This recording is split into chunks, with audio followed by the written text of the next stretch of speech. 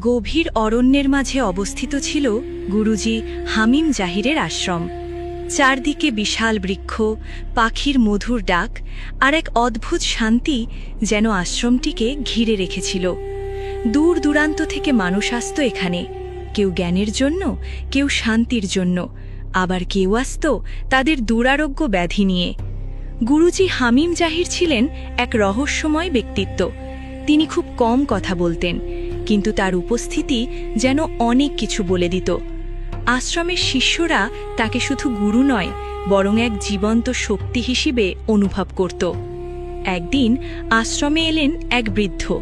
তার শরীর দুর্বল, চোখে ক্লান্তির ছাপ, মুখে গভীর যন্ত্রণা।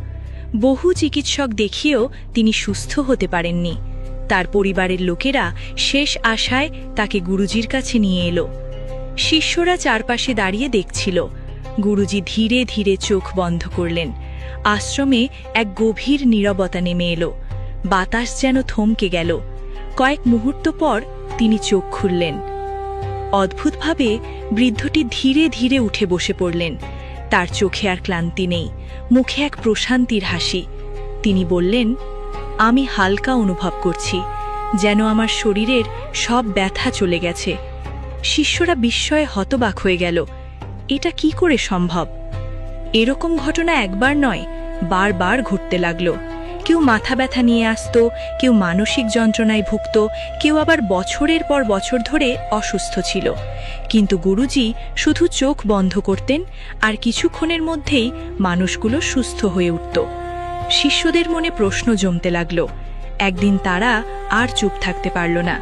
রাতের ধ্যান শেষ হওয়ার পর এক শিষ্য এগিয়ে এসে বলল, গুরুজি, আমরা আপনার অলৌকিক ক্ষমতা বুঝতে পারছি না। আপনি কিছুই করেন না, শুধু চোখ বন্ধ করেন, আর মানুষ সুস্থ হয়ে যায়। এটা কিভাবে সম্ভব? গুরুজি মৃদু হাসলেন। কিছুক্ষণ নীরব থেকে বললেন, তোমরা যা দেখছ তা অলৌকিক নয়, এটি স্বচ্ছতার শক্তি। শিষ্যরা আরও বিভ্রান্ত হয়ে গেল। আরেকজন শিষ্য বলল, স্বচ্ছতা? আমরা বুঝতে পারছি না গুরুজি। গুরুজি ধীরে ধীরে বললেন, মানুষের শরীর অসুস্থ হয় না প্রথমে। অসুস্থতা জন্ম নেয় তার মনে, তার অস্বচ্ছতা থেকে। শিষ্যরা মনোযোগ দিয়ে শুনতে লাগল। গুরুজি বললেন, যখন মানুষের মন ভরে যায় লোভ, ভয়, রাগ, হিংসা, দুঃখ, তখন তার ভেতরের স্বচ্ছতা হারিয়ে যায়। এই অস্বচ্ছতা ধীরে ধীরে তার শরীরেও প্রভাব ফেলে। তখনই রোগ জন্ম নেয়। একজন শিষ্য প্রশ্ন করল, তাহলে আপনি কি করেন গুরুজি? গুরুজি চোখ বন্ধ করলেন, যেন আবার সেই অবস্থায় চলে গেলেন। তারপর বললেন, আমার হৃদয় স্বচ্ছ। আমি যখন চোখ বন্ধ করি, তখন আমার সেই স্বচ্ছতা অন্য মানুষের অস্বচ্ছতাকে স্পর্শ করে। তাদের মনের ময়লা পরিষ্কার হয়ে যায়। আর যখন মন পরিষ্কার হয়, শরীর নিজেই সুস্থ হয়ে ওঠে। শিষ্যদের মধ্যে এক ধরনের আলোড়ন সৃষ্টি হল। আরেকজন শিষ্য বলল, তাহলে কি আমরা সবাই এই শক্তি অর্জন করতে পারি? গুরুজি মাথা নাড়লেন, হ্যাঁ, পারো, কিন্তু এর জন্য সাধনা দরকার, নিজেকে পরিষ্কার করার সাধনা। কিভাবে গুরুজি? একসাথে কয়েকজন প্রশ্ন করল। গুরুজি বললেন, প্রথমে নিজের ভেতর তাকাও, নিজের ভয়গুলো চেনো, নিজের রাগগুলো স্বীকার করো, নিজের লোভকে বুঝো। এগুলোকে দমন নয়, বুঝে ছেড়ে দিতে হবে।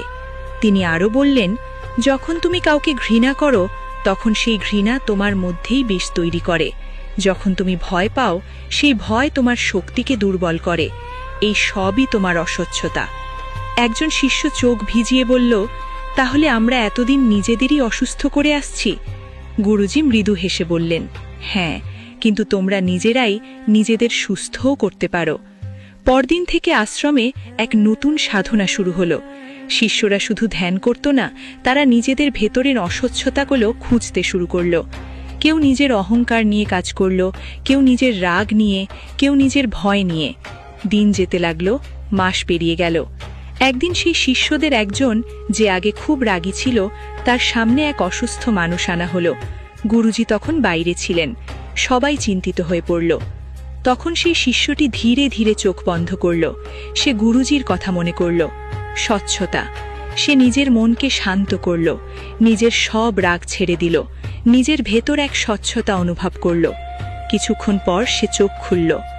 অদ্ভুতভাবে সেই অসুস্থ মানুষটি ধীরে ধীরে সুস্থ হয়ে উঠল। সবাই বিস্ময়ে তাকিয়ে রইল। ঠিক তখনই গুরুজি ফিরে এলেন। তিনি দৃশ্যটি দেখে মৃদু হাসলেন। দেখলে, অলৌকিকতা আমার মধ্যে নয়, তোমাদের মধ্যেই ছিল। আমি শুধু তোমাদের তা দেখিয়েছি। শিষ্যদের চোখে জল এসে গেল। তারা বুঝতে পারল, সত্যিকারের শক্তি বাইরে নয়, নিজের ভেতরেই লুকিয়ে আছে। সেদিন থেকে আশ্রমে আর কোনো অলৌকিকতার গল্প ছড়ায়নি, বরং ছড়িয়ে পড়েছিল এক গভীর সত্য: স্বচ্ছ হৃদয়ই সবচেয়ে বড় শক্তি।